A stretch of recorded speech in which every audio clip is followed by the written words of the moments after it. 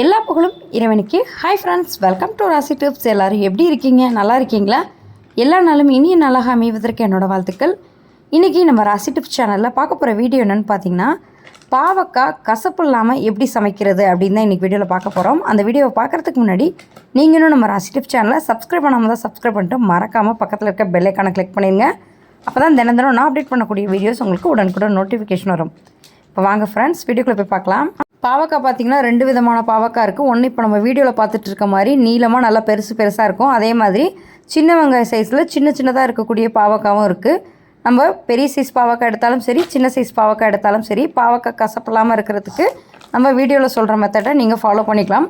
இப்போ நம்ம எடுத்துருக்கக்கூடிய பாவக்காவை first cut பண்ணிவிட்டு தான் நம்ம சமைக்க ஆரம்பிப்போம். இப்போ நான் பார்த்திங்கன்னா கட் பண்ணி வச்ச பாவக்காய் கசப்பில்லாமல் இருக்கிறதுக்காக அரிசி களைஞ்ச தண்ணி தான் எடுத்திருக்கேன்.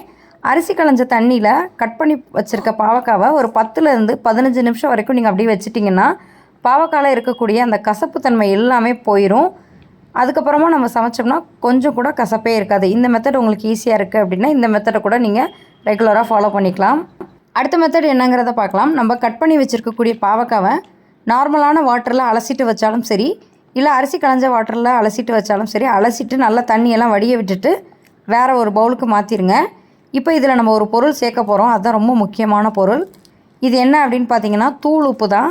நம்ம கட் பண்ணி வச்சுக்க பாவக்காய் எவ்வளோ இருக்கோ அந்த அளவுக்கு தூள் உப்பு சேர்த்துருங்க.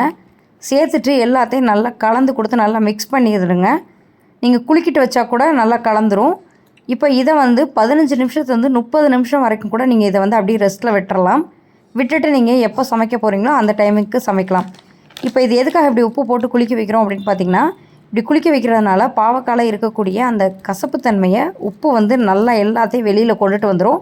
அதுக்கப்புறம் நம்ம சமைச்சோன்னா அதில் கொஞ்சம் கூட கசப்புத்தன்மை இருக்கவே இருக்காது. நான் பார்த்திங்கன்னா 20 நிமிஷத்துக்கு அப்புறமா தான் பார்க்குறேன். இப்போ பார்க்கும் போதே உங்களுக்கு தெரியும் பாருங்கள், பாவக்காயில் இருக்கக்கூடிய அந்த கசப்புத்தன்மை எல்லாத்தையுமே பார்த்திங்கன்னா உப்பு எல்லாத்தையும் அப்சர்வ் பண்ணி வெளியில் இழுத்துட்டு வந்துடுச்சு. இப்போ இந்த தண்ணியோடு நம்ம சமைக்கக்கூடாது.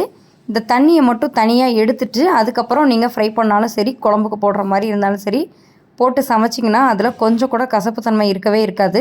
நான் பார்த்திங்கன்னா பாவக்காய் பொரியல் தான் செஞ்சேன். அதுக்கு ஒரு கடாய் ஹீட் பண்ணிவிட்டு அதில் தேவையான அளவுக்கு ஆயில் சேர்த்துட்டு கடுகு, கருவேப்பிலை, வெங்காயம் சேர்த்து தாளிச்சிட்டு அதில் இப்போ நம்ம கட் பண்ணி வச்சுருக்க அந்த பாவக்காவை சேர்த்துடணும். சேர்க்கும் போது அந்த உப்பு தண்ணியை சேர்க்கக்கூடாது.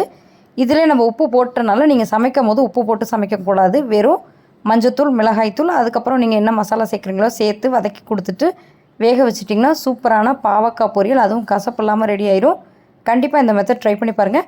ட்ரை பண்ணி பார்த்துட்டு எப்படி இருந்துச்சுங்கிறத மறக்காமல் என்னோடய கமெண்ட் பாக்ஸில் ஷேர் பண்ணிக்கோங்க. தேங்க்யூ.